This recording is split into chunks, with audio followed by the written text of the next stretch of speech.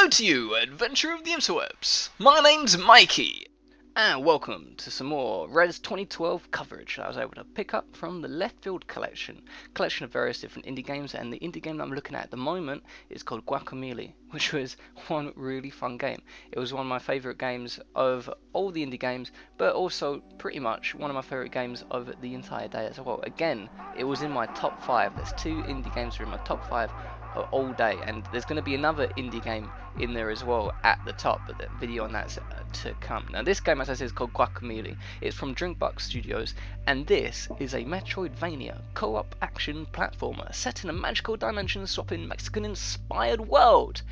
Whew! Oh yes, and it is really fun. It's got great humour all the way through it. The character that you're seeing me play as is a down-on-his-luck Mexican whose name's Guan. And his mission, if you choose to accept your mission, his mission is to save the world from the evil Charles Skeleton, who's he's the leader of the dead world. There's 2 worlds in here. You've got the living world that we're in at the moment, and the dead world. And the evil Charles Skeleton is the leader of the dead world, and he's brought all his army into the living world, and he's kidnapped El Presidente's daughter, who's also Guan's love, I believe. Might be mistaken, but I'm pretty sure I was right with that one. Anyway, your mission is to save the world and get the girl, pretty much. The art is fantastic. It's mostly done by hand as well. It's all Mexican themed, Mexican inspired with their Mexican culture and such. And it's just really, really cool and really funny all the way through it. It's got great humour all the way through it. And here I'm being a bit stupid. I'm trying to work out how to do this move. As you can see, I've got to press up on, is it the D-pad or something? There we go, I've turned into a chicken. I mean, I can shapeshift into a chicken. That's amazing. And there's all these little different things. Here's El Charo right here. He's having a little chat, and you can have a read of what's going on. You can see exactly what I'm talking about when it comes to the humour of the game. It is just so funny. I was smiling all the way through playing this game. But yes, as I was saying, you can turn into a chicken, and there's different moves you can do that you can combo together to be able to unlock secret areas in the world. Exploring is very rewarding in this game. You get rewarded for exploring and for going back to previous areas to explore with the new moves you got. Because as you progress through this game, you level up, you get new abilities. You gain new abilities which you can use to combo together to destroy your enemies. And I'm about to destroy this giant skeleton mini-boss type thing right here, which is pretty cool. And all those little orbs, I think that's XP that you get to help you level up. I'm not completely sure the orbs, so maybe it was health. As I say, I'm not completely sure what was going on. Unfortunately, I didn't have anyone from DreamerMikeeGaming Studios to be able to talk to about this game, but it was so much fun that I just had to get some footage, and they gave me permission to be able to upload it and share it with you guys, so I can tell you my thoughts on the game. And I'm just smashing them in the face and hitting the nuts, and then he's smashing me. I should have dodged that. I'm getting absolutely whooped. Oh my gosh. But yeah, as I say, as you gain these new abilities, you can use them to combo against the enemies, to own them quicker, to kill them, to destroy them and all that malarkey, but also you can use it to unlock and get to secret areas in the map. Now at the beginning you don't have all the abilities, so there's certain areas that you can't reach, and you have to go back later on when you've unlocked the abilities to be able to get into them, which is really cool.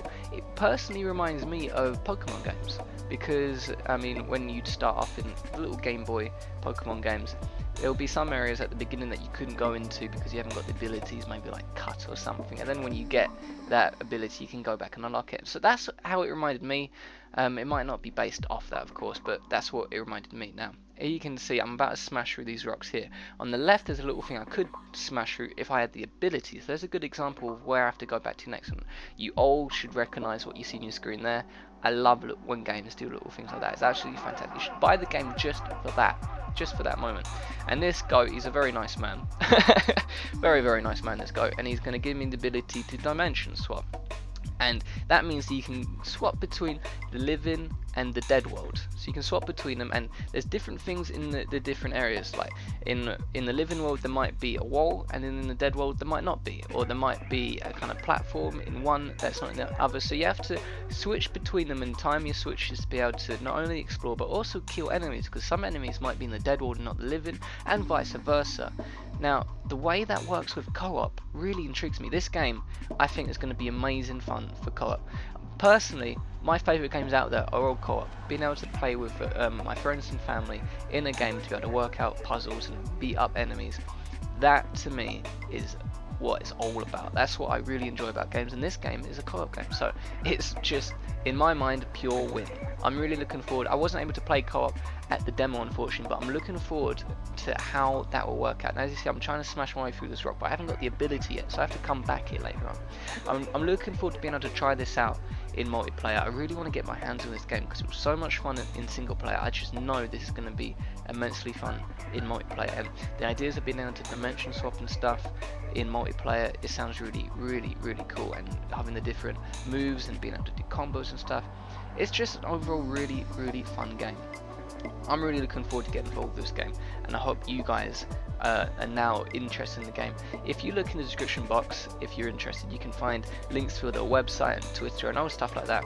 Now, what I've done on their website is I've signed up to their mailing list, so I get information, I get updates on how this game's progressing, when it gets released, and if there's a beta or anything like that.